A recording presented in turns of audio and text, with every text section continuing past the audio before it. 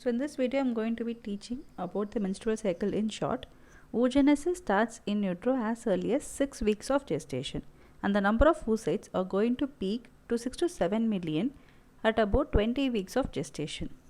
So when a female baby is born, at the time of birth, only 1 to 2 million oocytes remain.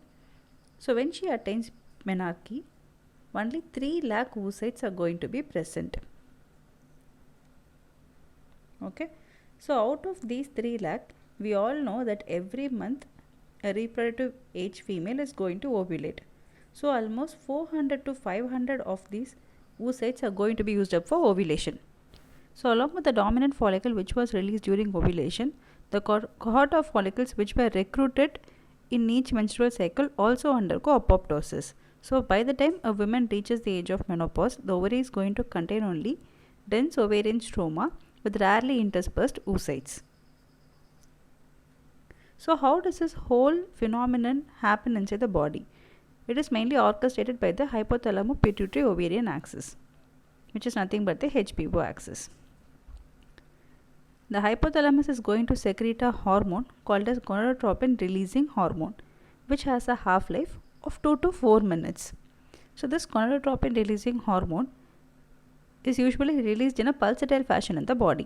So if there is going to be a continuous release of gonadotropin releasing hormone, there will be downregulation of GnRH receptors in the anterior pituitary. So GnRH acts on the anterior pituitary lobe and produces two hormones, FSH and LH. FSH is nothing but follicle stimulating hormone.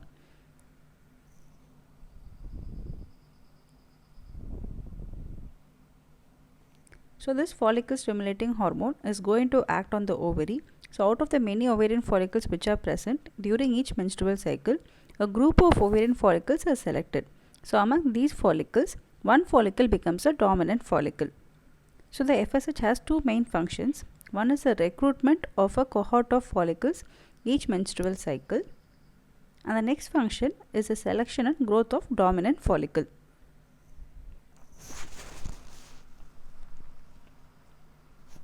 So coming to the LH, now that ovulation has happened, the ruptured ovarian follicle is going to form a structure called as corpus luteum. So this luteinizing hormone is going to act on the granulosa cells which is present in the ruptured ovarian follicle, and it is going to produce a structure called as corpus luteum. Corpus luteum secretes the main hormone, progesterone. So the peak day of progesterone production from the corpus luteum is going to be 8th day post ovulation, so which is another important MCQ. So in short, GnRH is going to act on the anterior pituitary and produce FSH and LH. The FSH receptors are present on the granulosa cells, whereas the LH receptors are present on the theca cells. So you can see in the picture ovarian follicle that the theca cells and granulosa cells lie adjacent to each other. The LH acts on the LH receptors and converts cholesterol into androstenedione. This is going to translocate into the granulosa cell. And inside the granulosa cell, there is an important enzyme called as aromatase. So from the name only you can understand. A to E, it converts androstenedione to esterone. So this is another important MCQ. With the help of an enzyme called as 17-beta hydroxysteroid dehydrogenase, estrone is converted into estradiol. Estradiol has negative feedback effect on the anterior pituitary and on the hypothalamus. So when any female is having granulosa cell tumor, there is going to be increased production of estradiol. So now coming to this very famous cycle which we have seen since 10th standard.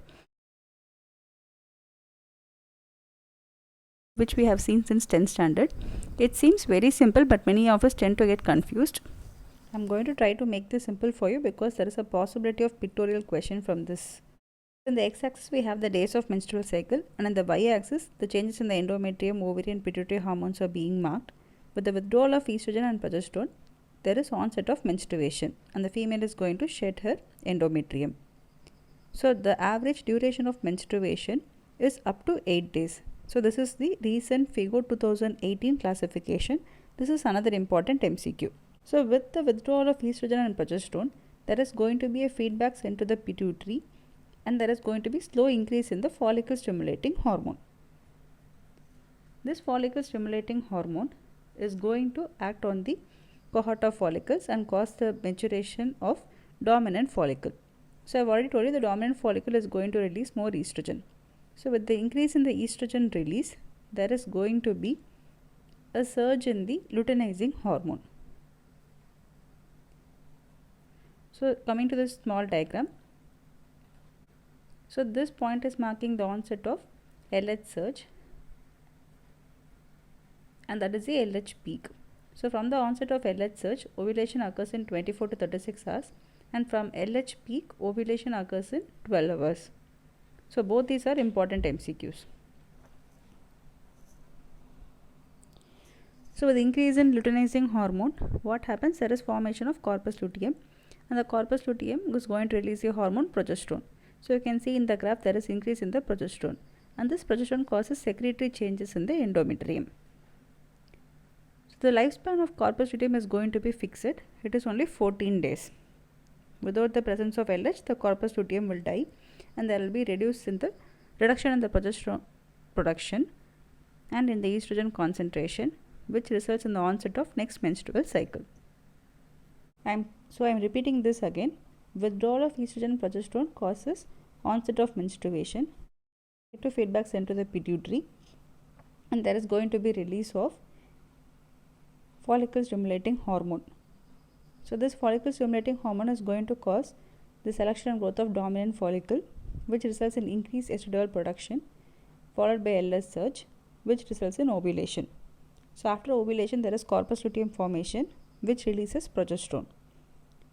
This progesterone causes secretory changes in the endometrium, and the estrogen causes proliferative changes in the endometrium. So usually the corpus luteum will die without the presence of LH after 14 days, resulting in fall in the progesterone level, which causes the onset of next menstrual cycle. So I hope this was clear. If you have any doubts, please ask in the comment section below. So what if the patient undergoes fertilization? So we all know during pregnancy, menstruation doesn't happen. So if the ovum is going to be fertilized by the sperm, it is going to get implanted, and this embryo is going to be beta HCG. So beta HCG is an LH surrogate.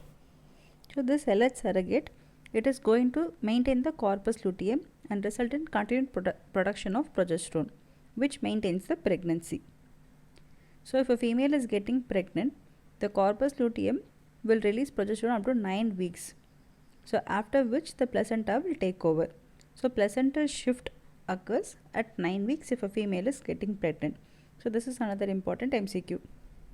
The average duration of menstruation is up to 8 days, and the frequency of menstrual cycle is between 24 to 38 days. So this is a newly changed 2018 FIGO classification. Both these are. So coming to the MCQs, what is the day of ovulation in a female with an average 30-day duration menstrual cycle? So I've already told you the luteal phase is going to be fixed. It is 14 days. So if this female is going to have 30 days menstrual cycle, you can just subtract 14 from 30, which is 16. So which hormone is responsible for LH surge? It is nothing but estrogen.